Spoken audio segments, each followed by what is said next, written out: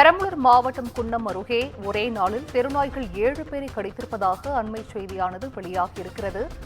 தெருநாய் கடித்த 7 பேரும் தற்போது மருத்துவமனையில் அனுமதிக்கப்பட்டிருக்கிறார்கள். தெருநாய்கள் தொல்லையை கட்டுப்படுத்த பேரூராட்சி நிர்வாகம் உரிய நடவடிக்கை எடுக்க வேண்டும் என பொதுமக்களின் தரப்பிலிருந்து கோரிக்கையானது முன்வைக்கப்பட்டுள்ளது. இதுகுறித்த அண்மை செய்தியை பார்த்து வருகிறோம். பெரம்பலூர் மாவட்டம் குன்னம் அருகே ஒரே நாளில் மொத்தம் 7 பேரை தெருநாய்கள் கடித்திருப்பதாக அண்மை செய்தி ஒன்று வெளியாகியுள்ளது. லப்பைக்குடிக்காடு பகுதியில் நாய்கள் கடித்ததில் பாதிக்கப்பட்ட 7 பேரும் மருத்துவமனையில் சிகிச்சைக்காக அனுமதிக்கப்பட்டிருக்கிறார்கள். அரங்கூர் குடியிருப்பு பகுதியில் சிறுவனை நாய்கள் துரத்தி கடிக்கும் அதிர்ச்சிகர சிசிடிவி காட்சிகளும் வெளியிடப்பட்டிருந்தது.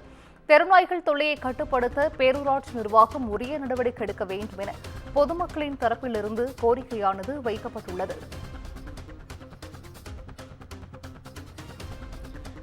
பெரம்பலூர் மாவட்டம் குன்னம் அருகே ஒரே நாளில் மொத்தம் 7 பேரை தெருநாய்கள் கடித்திருப்பதாக அதிர்ச்சி செய்தி வெளியாகியுள்ளது. லப்பைக்குடிக்காடு பகுதியில் நாய்கள் கடித்ததில் பாதிக்கப்பட்ட 7 பேரும் மருத்துவமனையில் சிகிச்சைக்காக அனுமதிக்கப்பட்டிருக்கிறார்கள். கூடுதல் விவரங்களை செய்தியாளர் சரவணன் வழங்கிட கேட்கலாம். சரவணன், வணக்கம். இது குறித்தான முழு விவரங்கள். வணக்கம் செந்திஜா. பெரம்பலூர் மாவட்டம் குன்னம் தாலுகாவிற்குட்பட்ட லப்பைக்குடிக்காடு பேரூராட்சி பகுதிகளில் கடந்த சில நாட்களாகவே தெருவில் சுற்றித் திரியும் நாய்கள் சாலையில் நடந்து செல்லும் சிறுவர், முதியவர்கள் உட்பட அனைவரையும் கடிப்பதாக குற்றச்சாட்டு எழுந்துள்ளது. இந்நிலையில் நேற்று ஒரே நாளில் மட்டும் 7 பேரை தெருவில் சுற்றித் திரியும் நாய்கள் கடித்துள்ளதாக கூறப்படுகிறது.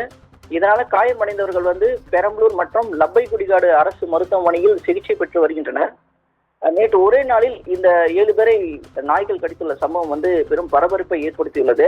இந்த நிலையில லப்பைக்குடிக்காடிலிருந்து அரங்கூர் செல்லக்கூடிய பாதையில ஒரு குடியிருப்பு பகுதியில் சிறுவன் ஒருவனை திருநாய்கள் துரத்தும் சிசிடிவி காட்சி வெளியாகி தற்போது பெரும் பரபரப்பை ஏற்படுத்தியுள்ளது. இந்த திருநாய்களின் தொலைகளுக்கு லப்பைக்குடிக்காடு பேரூராட்சி உரிய நடவடிக்கை எடுத்து முற்றுப்புள்ளி வைக்க வேண்டும் என்று லப்பைக்குடிக்காடு பேரூராட்சி பகுதி மக்கள் கோரிக்கை விடுத்துள்ளனர். சிந்திஜா,